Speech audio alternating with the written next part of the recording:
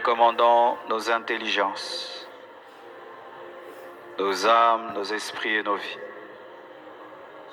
Nous implorons, Père éternel, ta connaissance, afin de nous approfondir, Seigneur, dans la sainte doctrine. Je demande que tu bénisses tout homme et toute femme qui s'est approché de toi ce soir. Je prie que ta bénédiction vienne sur chacun de nous. Et je prie, Père éternel, que tes paroles de vie, de foi et de sagesse nous soient communiquées. Accorde-moi l'onction pour enseigner ces choses avec exactitude, afin de perfectionner ton Église. Sois loué, sois adoré, sois magnifié pour l'éternité. Au nom de Jésus-Christ. Amen. Amen. Nous acclamons le Seigneur.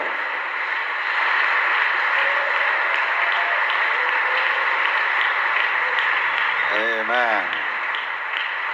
Recevez nos salutations fraternelles ce soir au nom de Jésus et soyez les bienvenus à ce premier culte normal depuis le déménagement. Amen.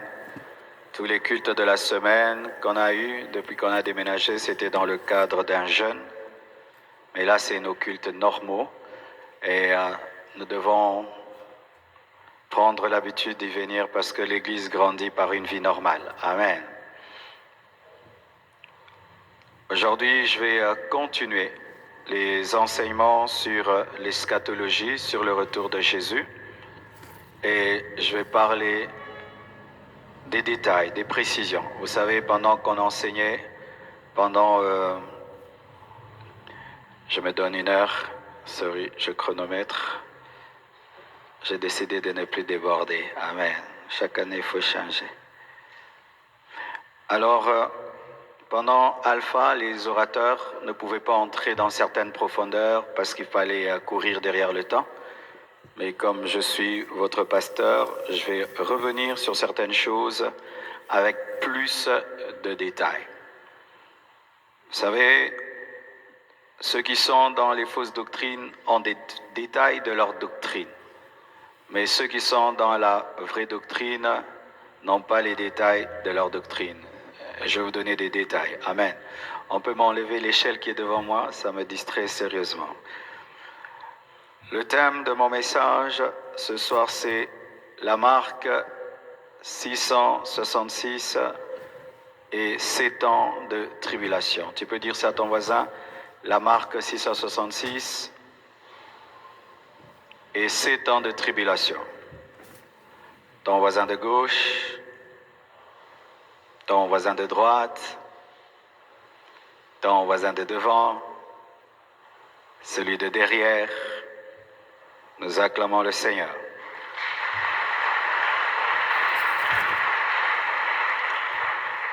Alors je vais commencer par les 7 ans de tribulation.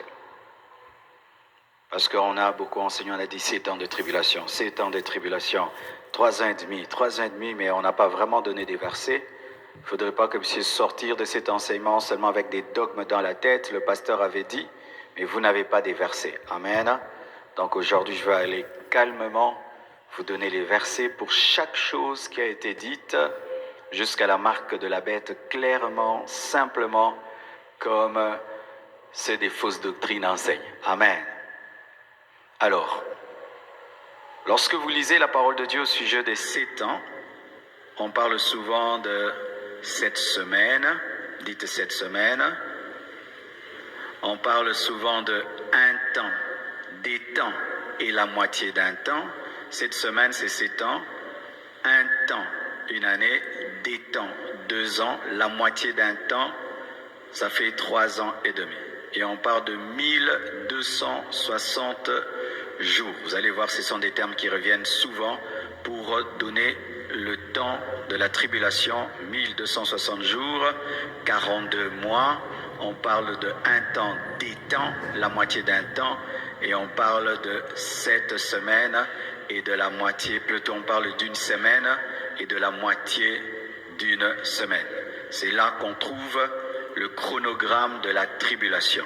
Et deux endroits nous donnent ce chronogramme, le livre de Daniel et le livre d'Apocalypse. Daniel et Apocalypse. D'ailleurs, on dit que le livre de Daniel, c'est l'Apocalypse de l'Ancien Testament. Lorsque tu veux connaître l'Apocalypse de l'Ancien Testament, c'est Daniel. Daniel et Jean, les deux, quand tu lis vraiment, tu sens que c'est le même esprit, pour dire que le Saint-Esprit déjà opéré dans l'Ancien Testament. Alors ça ne sert à rien de vous tenir debout parce que je vais lire beaucoup de choses. Alors prenez tout d'abord Apocalypse 11, versets 1 à 7. Prenez cela. 7 ans de tribulation, divisés en deux parties. Les 7 ans de tribulation sont divisés en deux parties. La première partie est appelée tribulation. La deuxième partie est appelée grande tribulation. Je répète, la première partie de la tribulation est appelée tribulation, 3 ans et demi de tribulation, et la deuxième est appelée grande tribulation. Pourquoi la différence entre tribulation et grande tribulation? Parce qu'au début de la tribulation, cette période de 7 ans, les premiers 3 ans et demi, l'Antichrist n'a pas encore vraiment le pouvoir. C'est un temps où il est en train de séduire la terre, mais c'est au milieu de la tribulation et jusqu'à la fin qu'il va prendre le pouvoir et va faire souffrir les hommes en leur imposant la marque de la bête. C'est pourquoi la première partie est appelée tribulation, la deuxième grande tribulation. Quand est-ce qu'il y aura la tribulation? C'est après l'enlèvement. Lorsque l'Église sera enlevée, ce ne sera pas la fin du monde. Ce sera la fin de la grâce, la fin des temps des nations. Mais le monde va continuer après l'enlèvement. Verset. Apocalypse 11, versets 1 à 7. La Bible dit ceci. « On me donna un roseau semblable à une verge, en disant, « Lève-toi et mesure le temple de Dieu, l'autel et ceux qui y adorent. Mais le parvis extérieur du temple, laisse-le en dehors, et ne le mesure pas, car il a été donné aux nations, et elles fouleront au pied la ville sainte pendant 42 mois. » Dites 42 mois. 42 mois. 42 mois, ça donne combien? 3 ans et demi. Alléluia. Quand tu prends 42 mois, tu divises par 12, ça te donne 3 ans et demi. 42 mois. Je donnerai à mes 2 témoins le pouvoir de prophétiser revêtus de sac pendant 1260 jours. 1260 jours, c'est 42 mois et ça fait 3 ans et demi. Amen. Ça va? Ça va? Donc on part de 1260 jours et de 42 mois.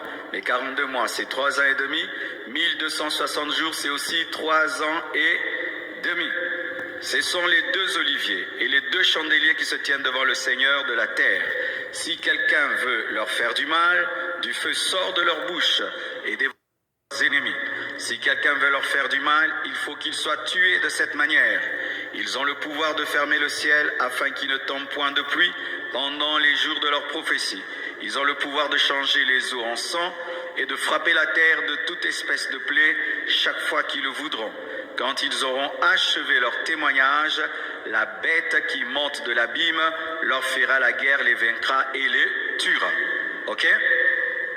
Alors, on nous présente 42 mois, 1260 jours, ou 2 serviteurs de Dieu qui ont la même onction qu'Élie et la même onction que Moïse, capables de changer l'eau en sang, capables de sortir du feu de leur bouche, et ils vont servir Dieu pendant 3 ans et demi.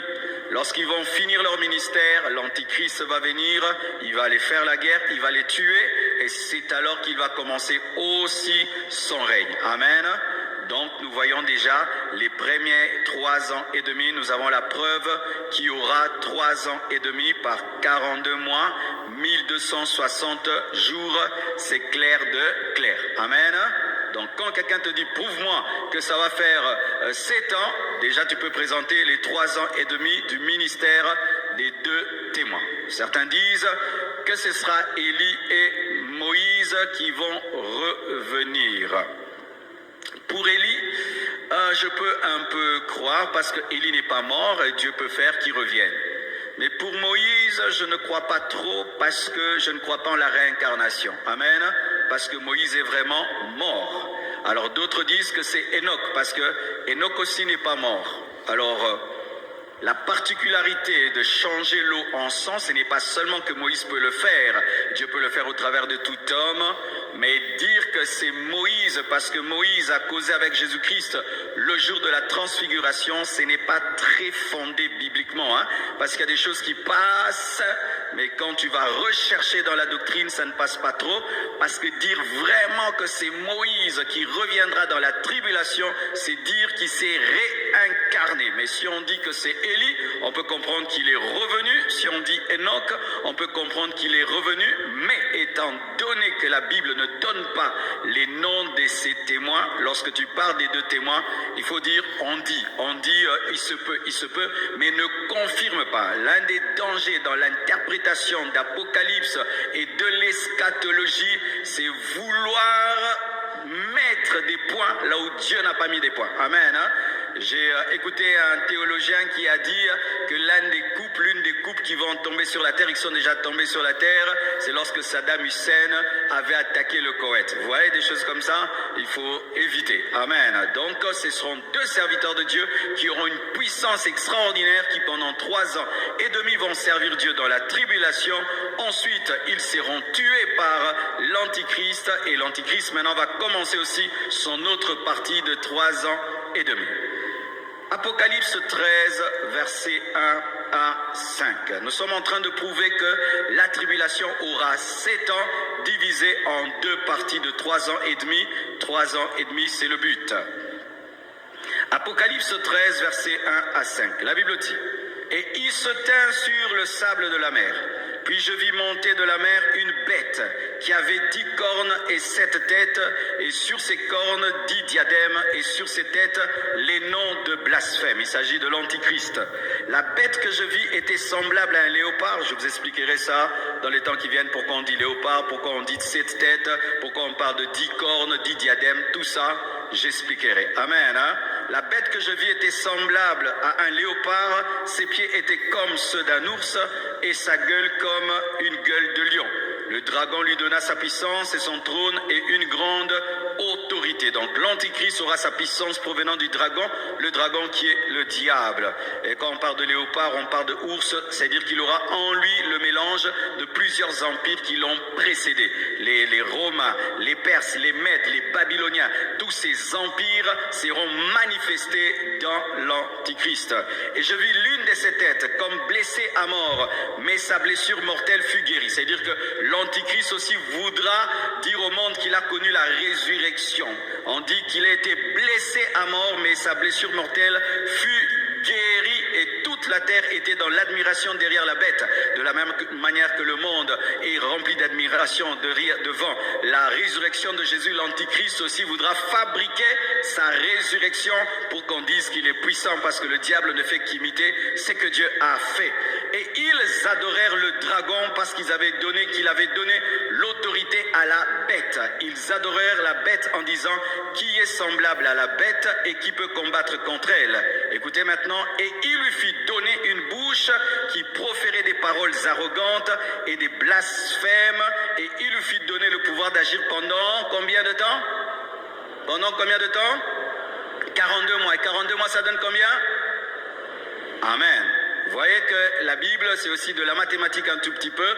La première partie, nous voyons les 2 témoins qui ont 42 mois. La deuxième partie, nous voyons la bête qui a aussi 42 mois. Tu prends 3 ans et demi plus 3 ans et demi, ça te donne 7 ans.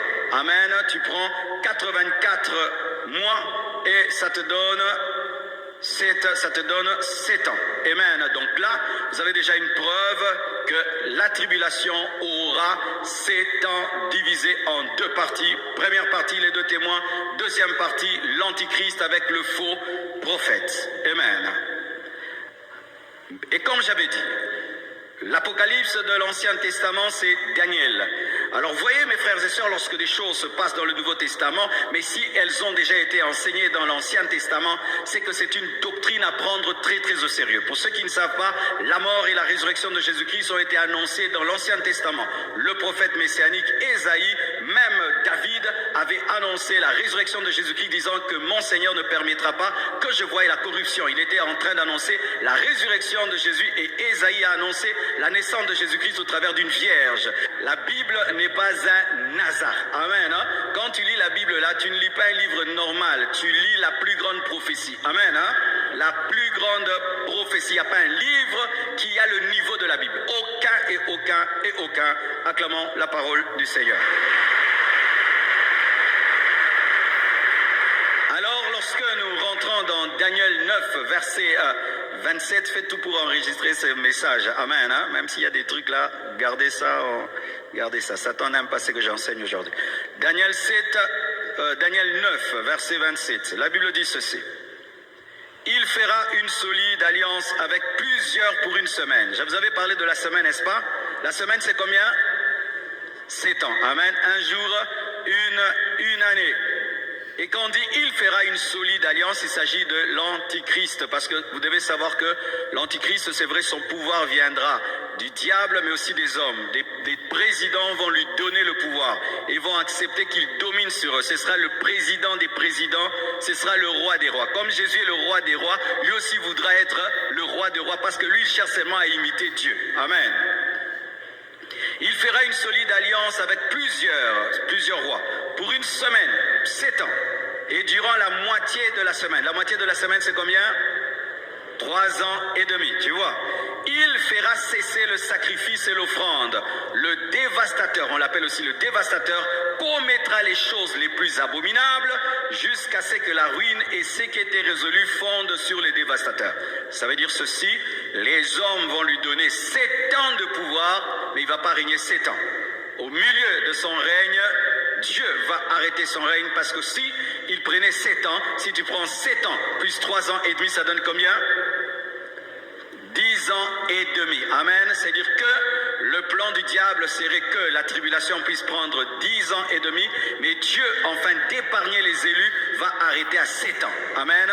Parce que l'Antichrist, après avoir pris le pouvoir, voudra régner 7 ans, mais Dieu va arrêter à 3 ans et demi. Amen. Son projet, ce sera 7 ans, mais Dieu va arrêter les 7 ans à 3 ans et demi. Pourquoi? Pour les martyrs de la tribulation, afin qu'ils ne puissent pas les persécuter à l'excès. Amen. Alors mes frères et sœurs, si nous lisons également Daniel 7, versets 25 à 26, la Bible dit toujours au sujet de l'Antichrist, « Il prononcera des paroles contre le Très-Haut. Il opprimera les saints du Très-Haut. » Il s'agit des Juifs et des chrétiens qui vont refuser de prendre la marque. Et il espérera changer les temps et la loi. Et les saints seront livrés entre ses mains pendant un temps. Un temps, ça fait quoi? Une année. Des temps, ça fait 2 ans. Et la moitié d'un temps, ça fait 3 ans et demi. Amen. Vous voyez dans le verset Daniel 9, verset 27, on lui donne une semaine, mais nous voyons dans Daniel 7, 25 à 26, on divise cette semaine en moitié. Amen. Vous êtes là? Alléluia, c'est clair, on voit qu'il aura 3 ans et demi. Les hommes vont lui donner 7 ans. Le diable va lui donner 7 ans, mais Dieu va lui donner 3 ans et demi. On dit, les saints seront livrés entre ses mains pendant un temps, des temps et la moitié d'un temps. Pourquoi on les livre entre les mains? Parce que dans la tribulation, il n'y aura pas la grâce. Amen. Là, on n'est pas livré entre les mains du diable. Mais dans la tribulation, les saints seront livrés entre ses mains et ils devront tenir jusqu'à la mort. Amen. C'est ça la différence. Là, tu n'es pas livré entre les mains de Satan, mais après l'enlèvement, tu seras livré entre ses mains et tu dois tenir bon jusqu'à la mort. Ils seront livrés entre ses mains pendant un temps, une année, des temps, 2 ans, et la moitié d'un temps, ça fait 3 ans et demi. Puis viendra le jugement et on lui ôtera sa domination qui sera détruite et anéantie pour jamais. On parle de sa défaite lors de la bataille de l'Armageddon, lorsque Jésus-Christ viendra avec les enlevés détruire l'armée de l'Antichrist qui va se liguer contre Israël. C'est là qu'il sera détruit après 3 ans et demi de règne. Amen. Prenons également Daniel 12, versets 4 à 7. Lorsque vous voyez dans la Bible quelque chose se répéter, 42 mois, un temps, des temps, la moitié d'un temps, 7 semaines, 1260 jours, sachez que ça arrivera, ça arrivera. Donc quand nous prêchons là, 7 ans de tribulation, 7 ans de tribulation, nous n'inventons rien, c'est écrit clairement dans la Bible. Daniel 12, verset 4, la Bible dit ceci. Toi, Daniel, tiens secrètes ces paroles et scelle le livre jusqu'au temps de la fin, notre temps. Plusieurs alors le liront et la connaissance augmentera. C'est ce qui nous arrive déjà. Et moi, Daniel, je regardais et voici 2 autres hommes se tenaient debout. L'un en deçà du bord du fleuve et l'autre au-delà du bord du fleuve. L'un d'eux dit à l'homme vêtu de lin, qui se tenait au-dessus des eaux du fleuve, quand sera la fin de ces prodiges? Écoutez, et j'entendis l'homme vêtu de lin, qui se tenait au-dessus des eaux du fleuve, il leva vers les cieux sa main droite et sa main gauche, et il jura par celui qui vit éternellement que ce sera dans un temps, des temps et la moitié d'un temps, et que toutes ces choses finiront quand la force du peuple saint sera entièrement brisée. Alléluia! Ça veut dire que Israël, lors de la bataille d'Armageddon, la force des Juifs sera entièrement brisée. Vous devez savoir que l'armée juive est parmi les plus puissantes armées du monde. C'est un petit pays capable de tabasser des grandes nations. Et ils n'ont presque jamais perdu des guerres depuis ça fait un temps. Ils arrivent à dominer les Palestiniens. Ils ont frappé pendant la guerre de 7 jours, c'est ça? De 7 jours l'Égypte et tout le reste.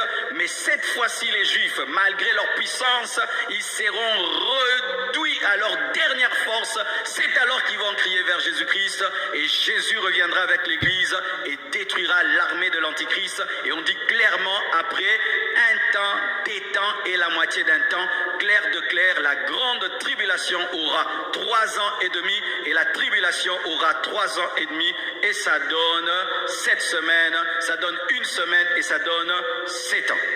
Amen. Apocalypse 12, versets 13 à 14. Écoutez ceci.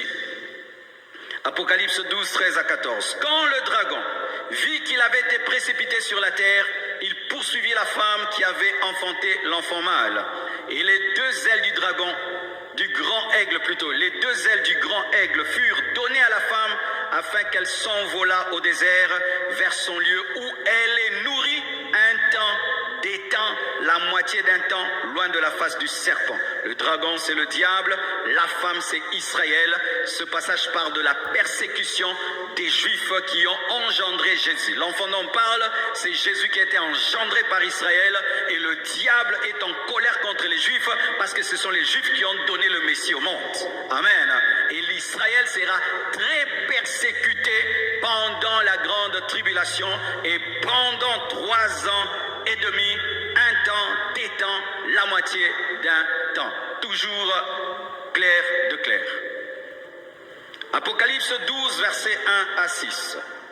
Un grand signe parut dans le ciel, une femme enveloppée du soleil, la lune sous ses pieds et une couronne de 12 étoiles sur sa tête, les 12 tribus d'Israël. Il s'agit toujours d'Israël. Elle était enceinte et elle criait, étant en travail et dans les douleurs de l'enfantement.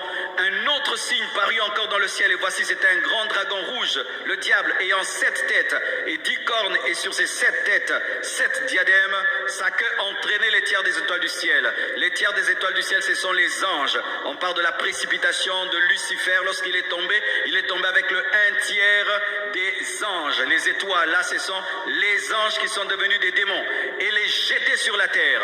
Le dragon se tint devant la femme qui allait enfanter. Il ne s'agit pas de Marie. Amen. Il s'agit d'Israël, afin de dévorer son enfant lorsqu'elle aurait enfanté. Elle enfanta un fils qui doit paître toutes les nations avec une verge de fer. C'est Jésus, n'est-ce pas? Et son enfant fut enlevé vers Dieu et vers son trône. C'est Jésus. Amen. Et la femme s'enfuit dans le désert où elle avait un lieu préparé par Dieu, c'est-à-dire que Dieu prendra soin d'Israël aussi pendant la tribulation, afin qu'elle fût nourrie pendant 1260 jours. Ça donne combien? 3 ans et demi. Amen. Acclamons la Bible. Amen.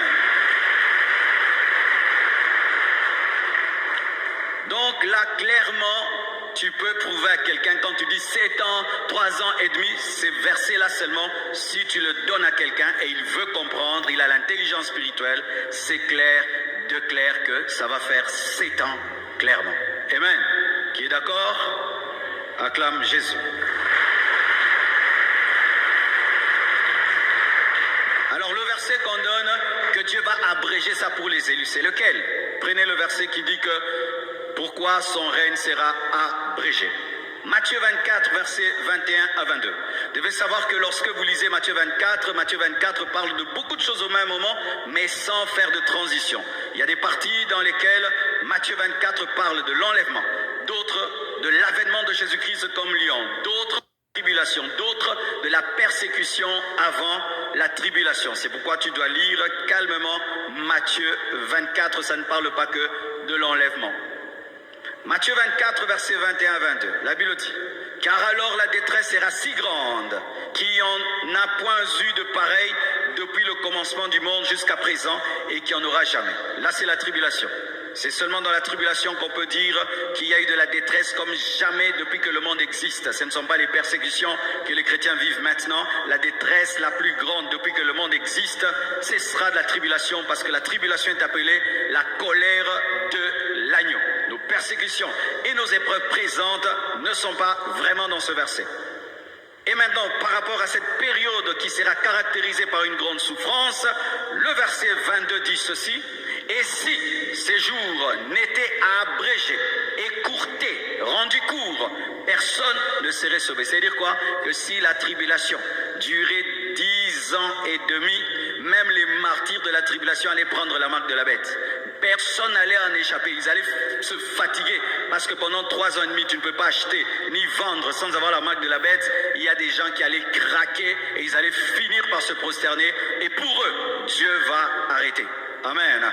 Donc voyez, l'intention du diable, c'est d'amener le monde entier en enfer. C'est ça l'intention du diable. Nous amener tous en enfer.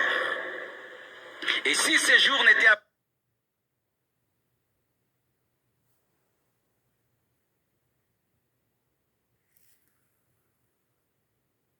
et à cause des élus, ces jours seront abrégés. C'est quoi un élu? Un élu. C'est que vous devez savoir qu'il y a une différence entre la préscience de Dieu et la prédestination. Dites préscience. Dites prédestination. Alors, j'entends des gens qui enseignent la prédestination d'une certaine manière, mais je trouve que c'est très dangereux de l'enseigner de cette manière-là. Qu'est-ce qu'ils disent? Que avant même que tu naisses, Dieu a choisi qui ira au ciel et qui ira en enfer. Qui croit des choses comme ça? Si tu crois ça, n'évangélise pas. Celui qui doit croire, croira. Et celui qui doit se perdre, se perdra. Que je ne prêche même pas. Celui qui sera sauvé, sera sauvé. Pourquoi on prêche? Pourquoi on enseigne? Pourquoi on évangélise? Pourquoi on intercède? Les élus seront sauvés. Dieu va s'arranger. Une fois qu'il faut prêcher, une fois qu'il faut enseigner, qu'il faut intercéder, donc il y a la part de l'homme. Amen. Alors, pourquoi leur on parle des élus? Les élus, ce sont les gens qui acceptent et qui accepteront. Accepteront. Pourquoi je dis accepteront? Parce que Dieu maintenant, dans sa préscience, préscience c'est quoi? C'est présavoir. Présavoir c'est quoi? C'est connaître les choses avant. Ce n'est pas vouloir les choses avant. Car il y a une différence entre connaître les choses avant et vouloir les choses avant. Dieu connaît le nombre des gens qui iront en enfer. Dieu connaît le nombre des gens qui iront au ciel. Mais ce n'est pas qu'il veut, il connaît. Parce qu'il peut connaître. Mais si nous disons, Dieu a choisi que tel nombre aille au ciel, tel nombre aille en enfer, eh bien mes frères et sœurs, ce Dieu-là est plus méchant même qu'un homme. Pourquoi? Je n'ai rien demandé pour être créé. Toi-même tu me crées. Je ne t'ai rien demandé pour venir sur la terre. Toi-même tu décides de m'amener sur la terre. 2, tu m'empêches de croire en toi. Ensuite, tu me jettes en enfer éternellement. Je t'ai fait quoi? Amen, hein? Je t'ai fait quoi? Et de 2, ça encourage les bêtises. Si on te dit, par exemple, toi, tu es un élu de Dieu. Même si tu pêches, Dieu va s'arranger seulement que tu te retrouves au ciel. Ça va encourager des bêtises. Si on parle de prédestination dans la Bible, nous sommes prédestinés en Christ. Ça veut dire ceci. Je mets là-bas des rails qui quittent Lemba jusqu'à Limete. Amen. Je mets une locomotive et des rails. Je dis, celui qui veut arriver à Limete, tu entres dans la locomotive, tu vas te retrouver à Limete. Mais si tu n'entres pas dans la locomotive, tu n'arrives pas à Limete. La prédestination est en Christ. Si tu entres en Christ, tu vas arriver. Tu n'entres pas, tu n'arrives pas. Mais ne dites jamais, toi qui étais choisi pour aller en enfer, toi qui étais choisi pour aller être au ciel. Alors les gens parlent de Judas. Judas n'était pas obligé de vendre Jésus. Et il n'était pas aussi obligé de se suicider, il pouvait se repentir parce que Pierre aussi s'est repenti et Jésus l'a recueilli. Les deux ont fait un péché, mais Pierre s'est ressaisi, Jésus l'a reçu. Si Judas s'était repenti, il allait être reçu. Mais Dieu qui connaît toutes choses avait vu en avance comment son fils allait mourir et il a écrit parce qu'il connaît les choses en avance. Si j'ai le don de connaître le futur et je t'annonce le futur, est-ce que je veux le futur? Je le connais et je le dis. Annoncer une chose n'est pas vouloir la chose, c'est connaître la chose. Parce qu'il y a des gens qui pensent, comment Dieu le connaît? Mais parce qu'il est Dieu, il connaît tout. Il peut connaître sans vouloir. Amen. Donc, ces temps seront abrégés à cause des élus. Donc, il voudra faire souffrir le monde plus que cela, mais Dieu va arrêter son règne à 3 ans et demi au lieu de 7 ans. Parlons maintenant de la marque de la bête. Avant de vous donner le verset, j'aimerais vous dire ce que moi je crois de la marque de la bête. On dit que c'est un chiffre d'homme 666. Amen. 666. Et il y a beaucoup de gens qui calculent les noms des gens 666. Vous savez qu'il y a beaucoup de noms des gens, si tu calcules, tu trouves 666. Vous savez ça? Il y a même, on avait calculé le nom d'un serviteur de Dieu, ça avait 666. D'autres ont calculé le nom de Bill Gates, d'autres ont calculé des noms des gens. Sachez mes frères, que l'Antichrist ne peut pas paraître pendant que l'Église est là. Même s'il est là, il ne peut rien faire parce qu'il faut que nous soyons d'abord enlevés. Ensuite, lui va se manifester. Pourquoi? Parce qu'il est la putréfaction, la pourriture qui ne peut se manifester qu'après que le sel soit parti. Amen. Alors, la Bible dit elle-même, je vais vous donner le verset, que c'est un chiffre d'homme. Chiffre d'homme, c'est 6. Pourquoi 6? Parce que l'homme a été créé le 6e jour. 666. 666, chiffre de l'homme. Pourquoi on ne dit pas chiffre du diable? Parce que l'homme, c'est l'homme, lui, qui doit être perdu parce que le diable est déjà perdu. Alléluia. Aussi, pourquoi pas 6 seulement, mais 3-6? Parce que l'homme a 3 parties, corps, âme et esprit. C'est-à-dire perdition dans le corps, perdition dans l'âme, perdition dans l'esprit. C'est-à-dire une perdition totale et une opposition au Père, au Fils et au Saint-Esprit. 666, ça veut dire quoi? Le niveau de perversion le plus élevé que l'homme n'a jamais atteint. C'est ça 666. 666, c'est le paroxysme du mal, le paroxysme de l'adoration à Satan, le paroxysme de l'apostasie, le paroxysme de la rébellion à Dieu où l'homme devient comme un démon. Vous devez savoir que les païens ne sont pas comme les démons. Parce que les païens peuvent se repentir. Mais ceux qui auront la marque de la bête ne pourront pas se repentir parce qu'ils auront des cœurs des démons. Vous savez ça? Une fois qu'un homme a la marque de la bête, il devient un apostat, il devient comme un démon. Les démons ne demandent jamais pardon à Dieu. Ils ne se repentent jamais. Et les hommes qui attraperont la marque de la bête auront l'incapacité de se repentir parce qu'ils vont devenir des apostats. C'est pourquoi lorsque vous lisez la Bible et que la Bible dit que ceux qui auront la marque de la bête seront frappés par des ulcères, mais au lieu de se repentir, ils vont maudire Dieu, ils seront comme des démons. La marque de la bête transforme le cœur de l'homme comme un cœur de démon. C'est ça, la marque de la bête. Alors, ce qui fait que aujourd'hui, quand vous voyez quelqu'un, il se tatoue 666, il porte des habits 666, c'est pas la vraie marque de la bête. Parce que quelqu'un peut se tatouer, puis il enlève, et puis Dieu lui pardonne. Quelqu'un peut porter un habit 666, il demande pardon, Dieu lui pardonne. Mais quand tu as la vraie marque de la bête, tu es impardonnable. Alors les marques là qu'on parle là, oh ils ouvrent des portes avec ces derniers temps et tout, ce n'est pas encore ça la vraie marque. Parce que tu peux mettre un implant qui ouvre les portes et puis demain tu dis on enlève. Dieu n'a pas de problème avec ça. Parce que j'entends des gens qui ont même dit que le vaccin contre le corona, c'était la marque de la bête. Aujourd'hui maintenant, corona c'est Monique Botea qui m'a bien. C'est pourquoi les choses de l'Apocalypse, il faut être prudent. Amen. Il y a des gens qui avaient dit, le vaccin, marque de la bête, c'est qu'ils prendront. Moi, je n'ai pas été vacciné. Alors, j'ai attendu qu'en Europe, on ne demande plus le vaccin pour voyager. J'ai fait 2 ans, je ne voyageais pas. Alors, quand les gens ont vu que j'ai commencé à voyager, ils ont dit, Parcerlo, tu es perdu, tu as pris la marque de la bête. Vraiment, vraiment. Alors, vous devez savoir que la marque de la bête, pour l'instant, elle n'est pas là. Elle est en préparation. Si quelqu'un te dit aujourd'hui, oh j'ai la marque de la bête, ce n'est pas la vraie marque de la bête, parce que si quelqu'un prend la marque de la bête maintenant, entre guillemets, il peut se repentir, Dieu lui pardonne. Mais dans la tribulation, ce n'est pas possible. Et donc pour l'instant, la marque de la bête n'est pas là. Amen. Et la marque de la bête, ce n'est pas seulement un signe que quelqu'un écrit, c'est une adoration à Satan. En plus, c'est une clé, c'est un passeport qui permet de vendre, d'acheter, de voyager. C'est une clé spirituelle, une clé économique, une clé politique, commerciale. Et pour l'instant, il n'y a rien sur la terre qui est à ce niveau-là. Amen. La marque de la bête se prépare, mais elle n'est pas encore en application. Amen. Prenons les versets. Apocalypse 13, versets 20 à 18.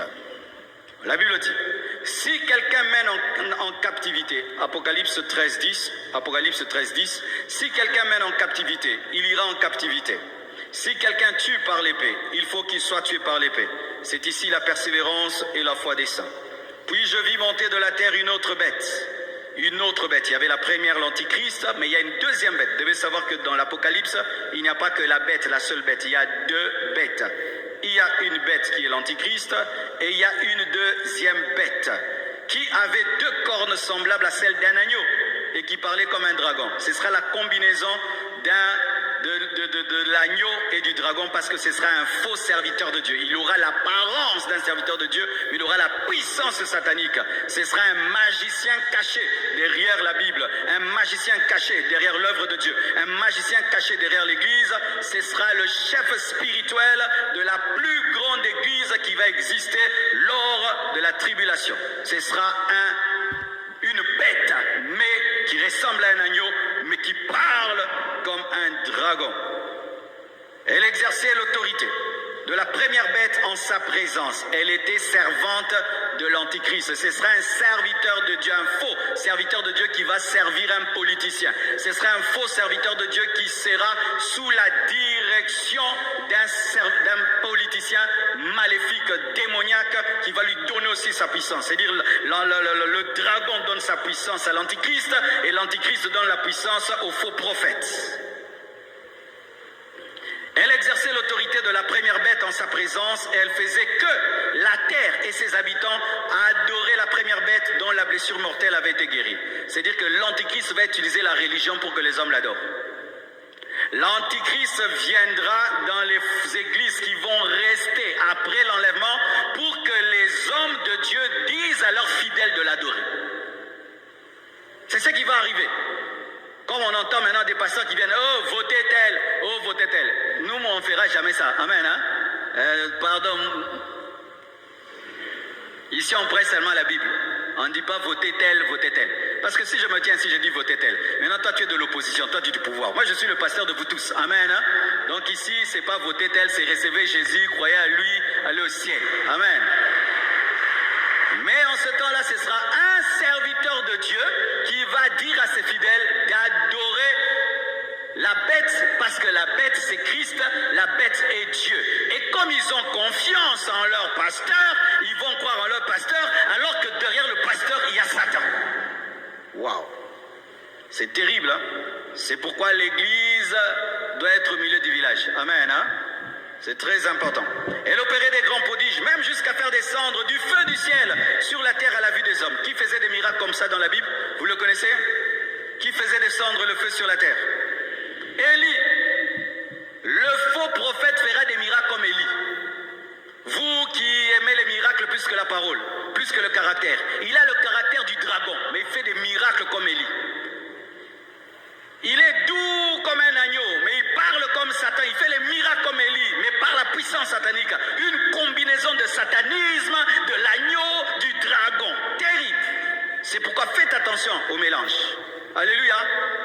attention au mélange. Quelqu'un, il parle ici, chrétien. Il descend là-bas, païen. Faites très attention.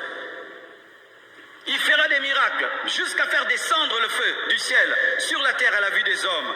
Et elle séduisait les habitants de la terre par des prodiges qui lui étaient donnés d'opérer en présence de la bête, disant aux habitants de la terre de faire une image à la bête qui avait la blessure de l'épée et qui vivait, d'adorer la bête ressuscitée, mais la fausse résurrection. Et il lui fut donné d'animer l'image de la bête, afin que l'image de la bête parlât. L'image qui parle, c'est quoi? C'est la télévision. Jean a vu la télévision. Il lui fut donné d'animer l'image de la bête, afin que l'image de la bête parlât. C'est l'intelligence artificielle.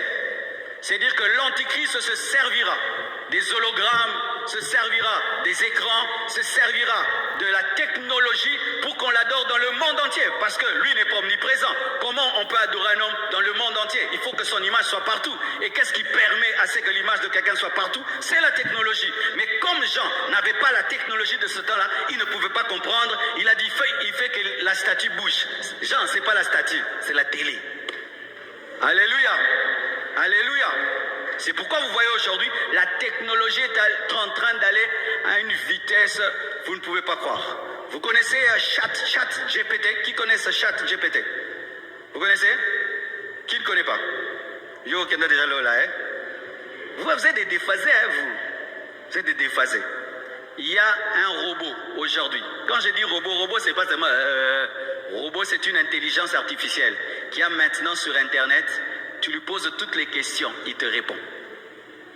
Au point même à l'université, on commence à interdire ChatGPT parce que si tu dis écris-moi un livre, il t'écrit un livre. Tu dis écris-moi un livre, il t'écrit le livre. Écris-moi un poème, il te fait un poème. Écris-moi comment on cuisine, il t'écrit tout. Tu lui demandes même comment on peut faire une rébellion, il te montre.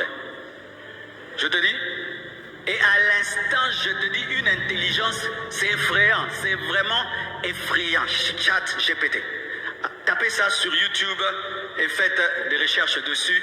Je vous dis, c'est une des dernières technologies qui vient de sortir, qui fait trembler la Silicon Valley. C'est terrible, tu sens que ça, ce n'est plus normal. Il a l'intelligence comme toi. Toute question tu poses, à l'instant, il te répond. Il peut même tricher pour toi à l'examen. Oui, c'est interdit dans les... Oui, il peut tricher pour toi à l'examen. Alors avec une précision, tu ne peux pas croire. L'intelligence est en train d'augmenter, mes frères. Nous sommes arrivés à un temps où si tu refuses de croire que Jésus revient bientôt, c'est volontaire. Amen. Hein? Et la Bible dit ceci, il lui fut donné d'animer l'image de la bête, afin que l'image de la bête parlât. Et qu'elle fit que tous ceux qui n'adoraient pas l'image de la bête fussent tués. Tu n'adores pas, tu meurs. Ce sera une adoration obligatoire. C'est pourquoi je dis que Dieu est plus fort que Satan. Parce que lui convainc par l'amour pour qu'on puisse l'adorer. Satan a besoin d'utiliser la mort. Je vais te tuer si tu ne m'adores pas. Alléluia. Jésus, lui, il est mort à la croix. Regarde comment on l'aime. Mais Satan, il n'est mort pour personne.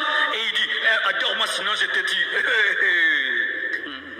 Sorcier, votre maître est faible. Faible, regarde comment il finit. En imposant aux gens l'adoration. Jésus ne l'impose à personne. Il te convainc et tu adores. Il te convainc et tu l'aimes. Il te convainc, tu te réveilles. Est-ce que tu as déjà vu une épée qui veut te tuer pour adorer Jésus? Pourquoi? Il est tellement puissant qu'il est capable de t'enseigner et que tu puisses tomber amoureux de lui. Il n'a pas imposé à la Samaritaine de l'adorer. Il lui a parlé. Elle a jeté sa coupe, sa cruche. Elle a adoré.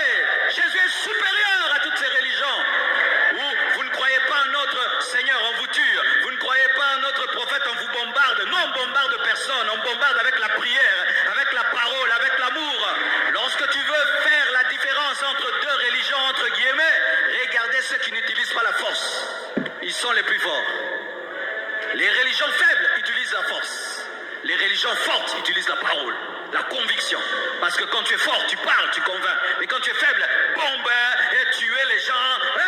Non, tue avec l'évangile. On te persuade, on te bombarde, on te prêche, tu pleures, tu abandonnes.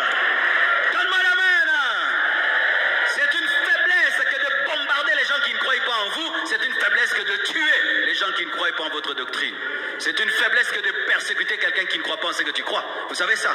Si vous avez un païen chez vous, vous le persécutez parce qu'il n'est pas chrétien, vous êtes des faibles. Vous devez beaucoup l'aimer et le convertir par l'amour. Nous les chrétiens, on ne fait pas souffrir les païens. D'ailleurs, on les aime tellement qu'ils changent. Amen. Hein? Les chrétiens qui font souffrir les païens n'ont pas compris l'évangile parce que Jésus est mort pour les païens. Oh, donne-moi la main. Faiblesse du diable. Il faut donner d'animer la bête, afin que l'image de la bête parlât, et qu'il fit que tous ceux qui n'adoraient pas la bête fussent tués. Et elle fit que tous, petits et grands, riches et pauvres, libres et esclaves, reçussent une marque sur leurs mains. Main, c'est là où tu travailles. Sur leur front, l'intelligence, qui voudra dominer nos activités et notre raisonnement. Et quand tu domines l'activité de l'homme et son raisonnement, tu le possèdes, parce que ce sont ces deux choses qui nous permettent de faire des grandes choses, la pensée et l'action. Il voudra dominer la pensée, l'activité et la pensée. Et que personne ne put acheter ni vendre sans avoir la marque et le nom de la bête et le nombre de son nom. C'est ici la sagesse que celui qui a de l'intelligence calcule le nombre de la bête, car c'est un nombre d'hommes, et son nombre est 666. Alors il y a des gens qui disent aujourd'hui que l'intelligence artificielle c'est la bête. C'est faux parce que la Bible dit que c'est un nombre d'hommes, ce sera un homme. Et on dit aussi qu'à la fin, l'Antichrist sera jeté en enfer. On ne va pas jeter un ordinateur en enfer. Donc, quand les gens disent que la bête, c'est la nouvelle technologie, non, ce n'est pas la nouvelle technologie. Ce sera un homme qui va utiliser les nouvelles technologies, mais ce ne sera pas la nouvelle technologie parce que la nouvelle technologie ne finit pas dans le feu, ne finit pas en enfer. L'Antichrist, ce sera vraiment un homme. Ce sera vraiment un homme, un politicien très intelligent, très influent, qu'on n'a jamais eu depuis que le monde existe. Il sera plus grand qu'Hitler, plus grand que Néron, plus grand que tout, que Napoléon Bonaparte, que tous les dictateurs qu'on a eu sur la terre. Il existera réellement, ce ne sera pas une intelligence artificielle, mais il se servira de l'intelligence artificielle.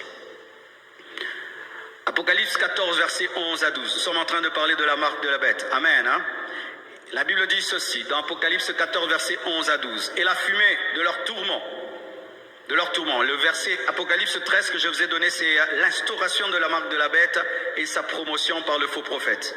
Maintenant, je vais vous parler de la haine que Dieu a pour la marque de la bête, qu'il ne faut pas prendre à la légère, la marque de la bête. Voyez l'attitude et le comportement de Dieu face à ceux qui prendront la marque de la bête. Apocalypse 14, versets 11 à 12. La Bible dit, « Et la fumée de leur tourment monte au siècle des siècles, et ils n'ont de repos, ni jour ni nuit. Ceux qui adorent la bête et son image, et quiconque reçoit la marque de son nom. » C'est ici la persévérance des saints qui gardent les commandements de Dieu et la foi de Jésus.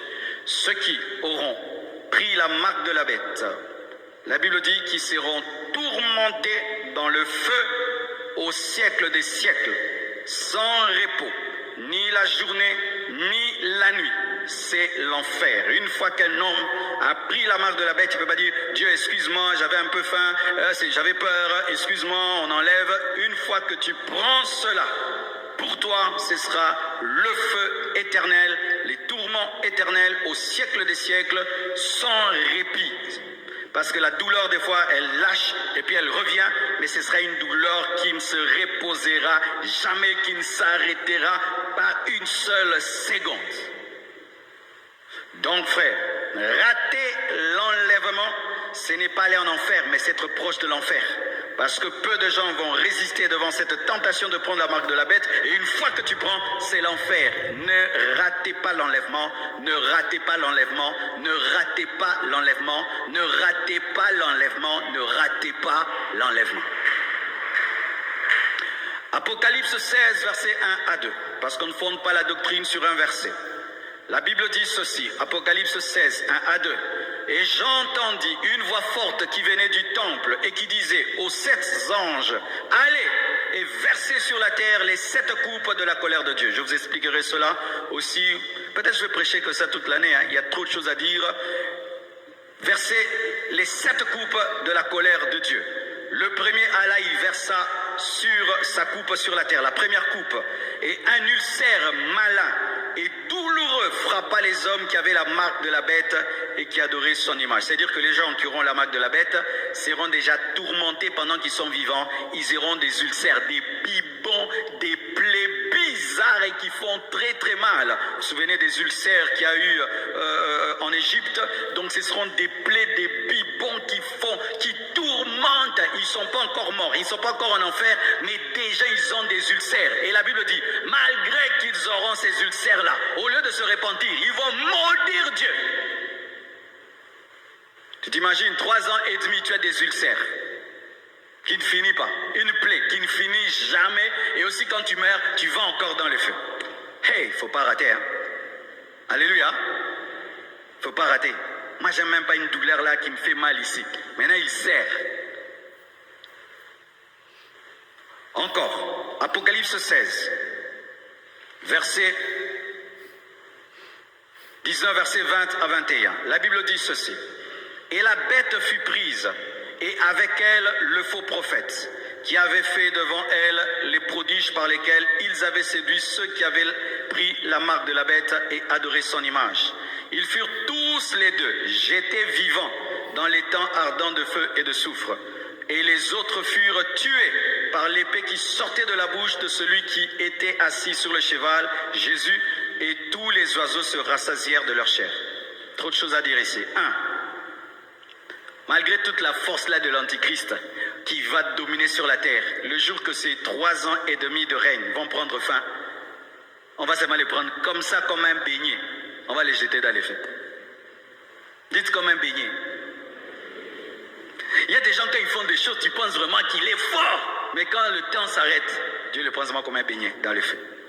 Et quand vous lisez la Bible, ce sont les 2 seules personnes de toute l'humanité qui iront en enfer sans mourir.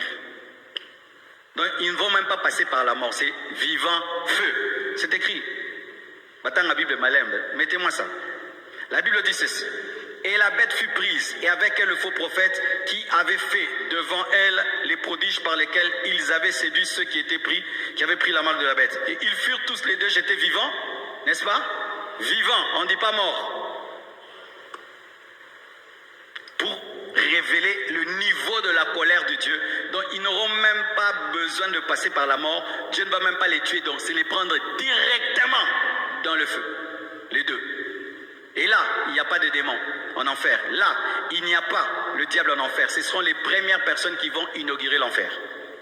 J'aimerais un peu parler aux satanistes qui sont ici et les sorciers. Parce que les sorciers vont à l'église, parce que Judas est à l'église. Si dans l'église de Jésus-Christ, il y avait 12 personnes, il y avait un Judas. Si tu as 24 personnes, 2 Judas. Si tu as 10 000 personnes, combien de Judas? Alors j'aimerais vous parler à vous, sorciers, féticheurs, magiciens, qui vous déguisez en chrétiens, venez parmi nous, vous cherchez à envoûter les gens, déranger les gens.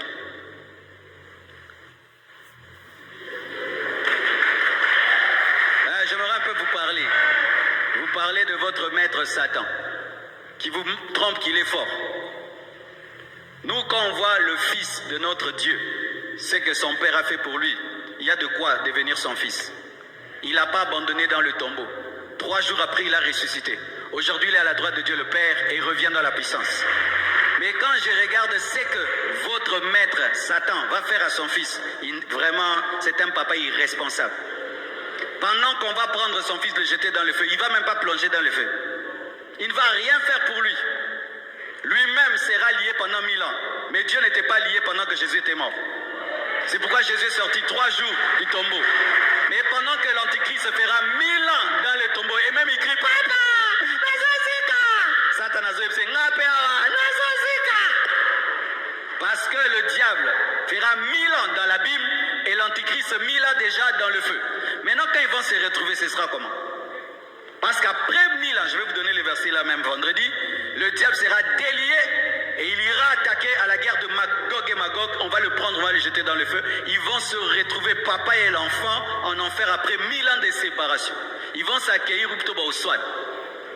Il va dire, tu vois, donc tout ce que tu m'avais promis, c'était le feu. Un aventurier. Alléluia. Sorcier, vous êtes en train de suivre un maudit qui sera maudit, un échec qui échouera et qui ne fera qu'échouer. Parce que lui, il ne fait qu'échouer. Lui, il ne va que de précipitation en précipitation. Et il vous trompe et il vous dit, Si tu m'as donné ton âme, tu ne peux plus la retirer. C'est faux. Si tu as fait un pacte avec le diable et tu lui as donné ton âme, étant donné que ton âme n'est pas à toi, tu ne peux pas donner ce qui n'est pas à toi, donc tu peux retirer.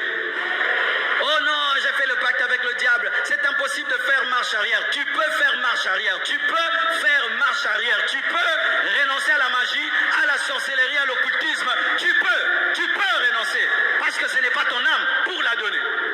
Alléluia. Mais si tu penses qu'avec lui, tu vivras des grandes choses, va lire dans la Bible la fin de Satan. La fin de Satan, c'est le feu.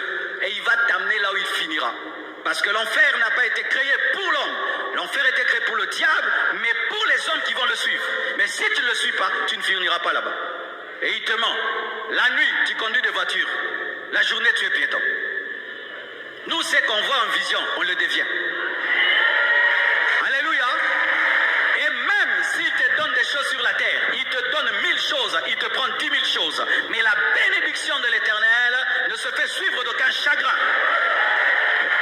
Magicien, répands-toi. Sorcier, répands-toi.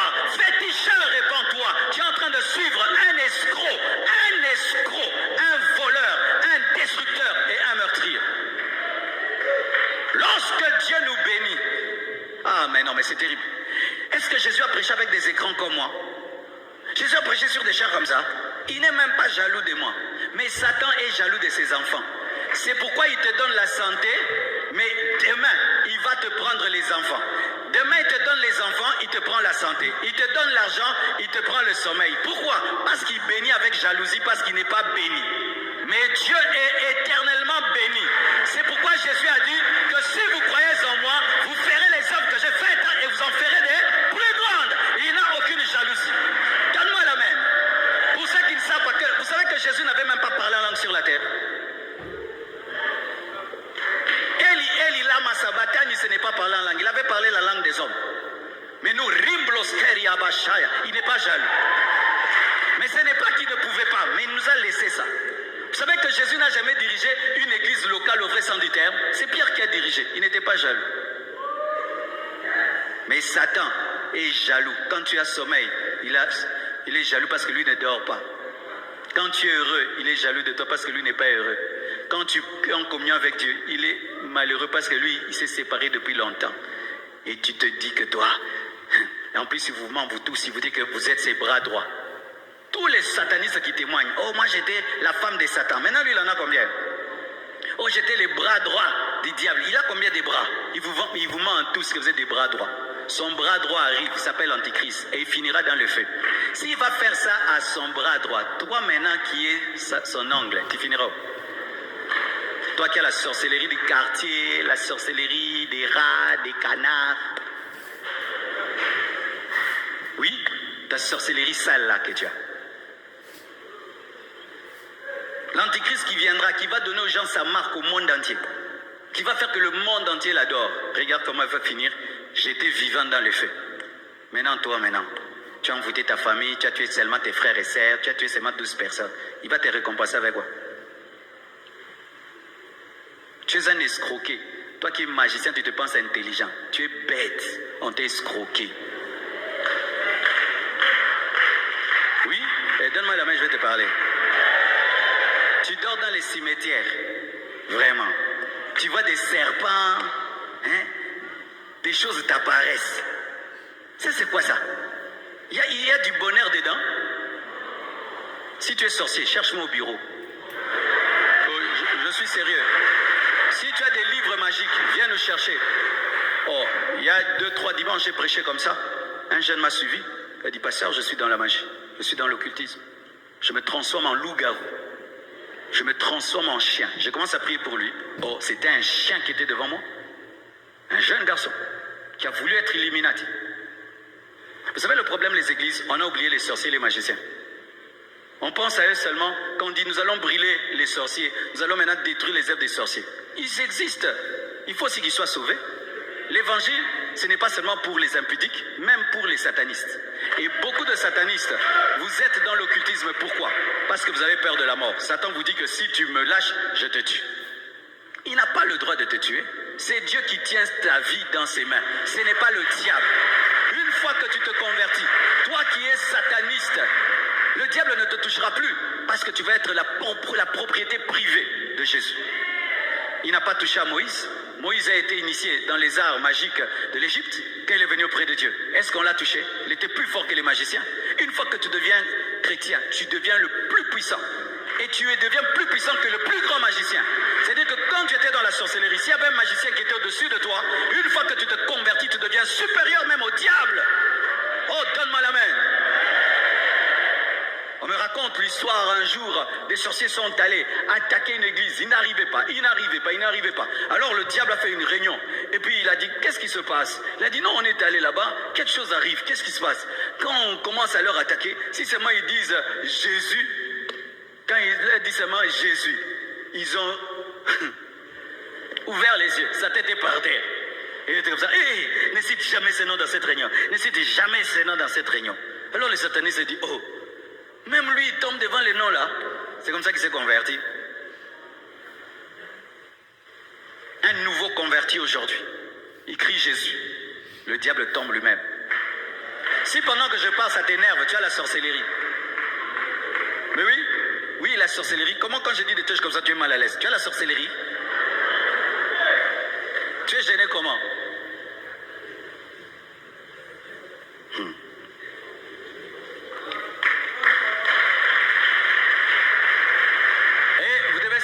Plusieurs sortes de sorcellerie. La sorcellerie est citée, la magie et la sorcellerie sont citées comme des œuvres de la chair. Il y a une autre sorcellerie, pour ceux qui ne savent pas, c'est une sorcellerie de manipulation et de jalousie. Si, comme tu es là, si quelqu'un te raconte ses projets dans ton cœur, tu n'aimes pas, ça n'arrive jamais. Tu as une sorcellerie. Tu as une sorcellerie charnelle. Et tu sais ça d'ailleurs, que toi, si tu as la haine contre quelqu'un, des mauvaises choses lui arrivent toujours. Tu as une sorcellerie. Oui, c'est une œuvre de la chair. Beaucoup de gens pensent que la sorcellerie, c'est d'abord une œuvre de l'esprit. Non, la Bible dit, parmi les œuvres de la chair, il y a la magie, il y a la sorcellerie. Toi, quand tu as de la haine pour quelqu'un, tu peux le tuer facilement. C'est de la sorcellerie. Tu as de la sorcellerie. Aussi, tu aimes manipuler les gens. Tout ça, ça va te mettre tout aux Ankindoki. Oui, les manipulateurs. Par exemple, quand on était des enfants, tu tombes malade, toute la famille est autour de toi, n'est-ce pas? Alors qu'est-ce que tu faisais? Tu ne veux pas guérir, n'est-ce pas? Pour continuer seulement à s'égarer, tout le monde t'entoure. C'est la sorcellerie. Les gens qui aiment tout le temps attirer l'attention des autres, en Kiswahili on appelle ça Buchimbi. Tu connais Buchimbi?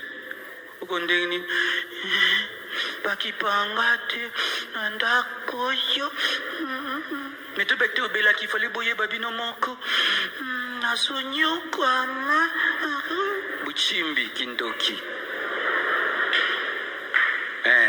Maintenant, quand tu as la sorcellerie charnelle, maintenant tu as une porte d'entrée pour la sorcellerie spirituelle. C'est comme maintenant on va te donner la vraie sorcellerie. Tu vas utiliser maintenant cette jalousie pour commencer maintenant à tuer les gens maintenant par les démons. Mais déjà toi tu les tues par ton esprit. Parce que tu ne sais pas, l'esprit de l'homme aussi a de la puissance. Ce n'est pas seulement les démons qui ont la puissance, même l'esprit de l'homme. C'est pourquoi il y a des gens, si seulement tu racontes tes projets, ça n'arrive jamais. Il n'a pas les démons, son esprit est tellement mauvais qui s'oppose à ça, ça n'arrive pas. Ndokyozawa.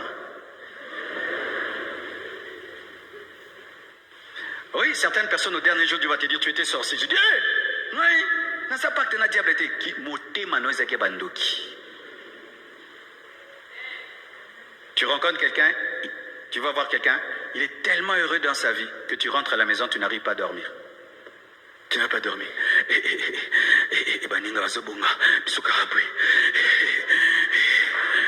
Insomnie, pourquoi? Oh, bonga trop. Oh, bonga. Ndoki.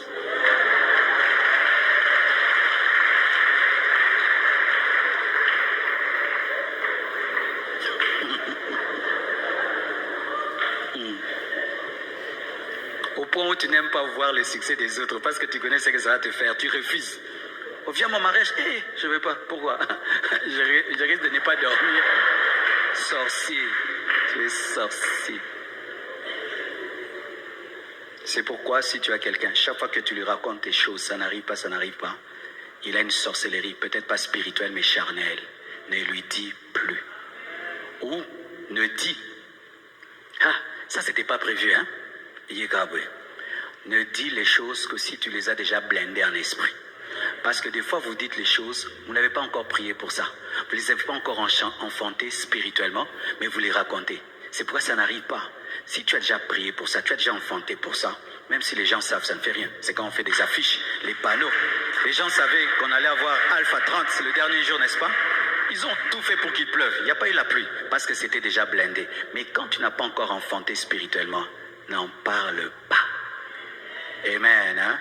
Parce qu'il peut même être chrétien, mais il a la sorcellerie charnelle.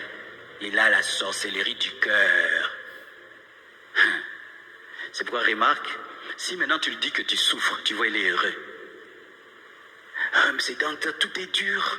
Vraiment, je souffre, rien n'avance. Oh, ah, frère, sorcellerie.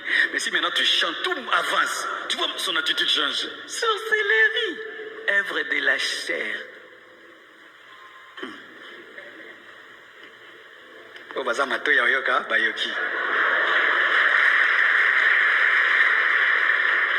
Alléluia. Apocalypse 20, verset 4, pour finir, la Bible dit « Et je vis des trônes, et à ceux qui s'y assirent furent donnés le pouvoir de juger. Et je vis les âmes de ceux qui avaient été décapités à cause du témoignage de Jésus et à cause de la parole de Dieu, et de ceux qui n'avaient pas adoré la bête ni son image, et qui n'avaient pas reçu la marque sur leur front et sur leurs mains. Ils revinrent à la vie, et ils régnèrent avec Christ pendant 1000 ans. » C'est-à-dire ceci,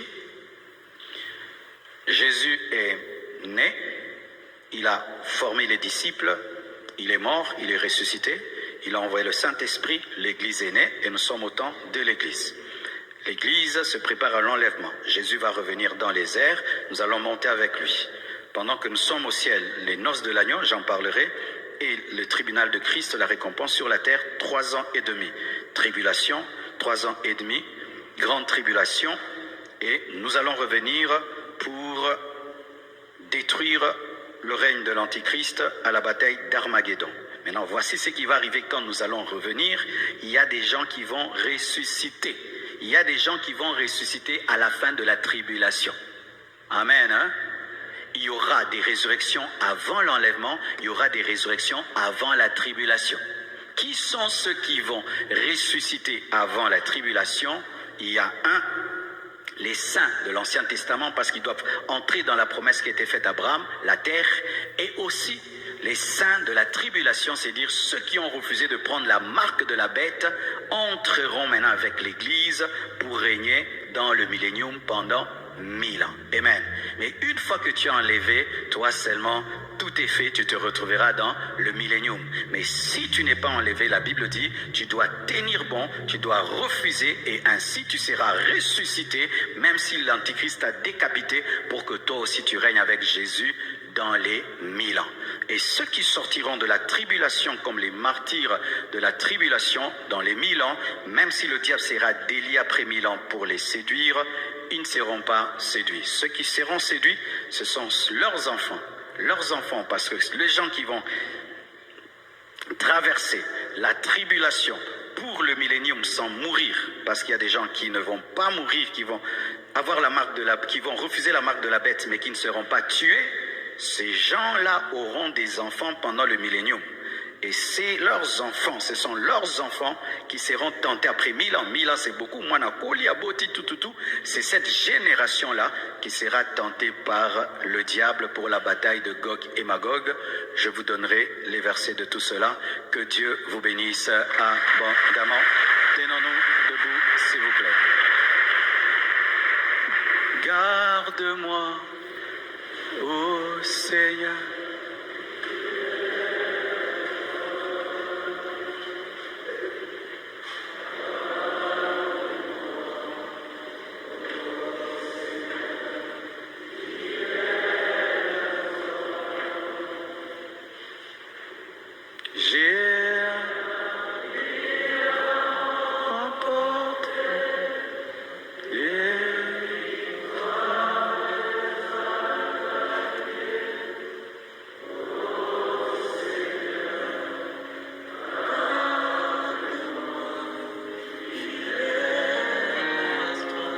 Dis avec moi, Seigneur Jésus, Je te donne ma vie, mon esprit, mon âme et mon corps. Sois mon Seigneur jusqu'à la fin de ma vie. Que le diable, le péché ne me sépare pas de toi. Je ne veux pas rater l'enlèvement. Je ne veux pas passer par la tribulation. Aide-moi, Jésus, par ton esprit. Donne-moi de prendre au sérieux ces choses. Donne-moi de les enseigner. Donne-moi de les partager. J'ai ainsi prié. Amen. Merci beaucoup.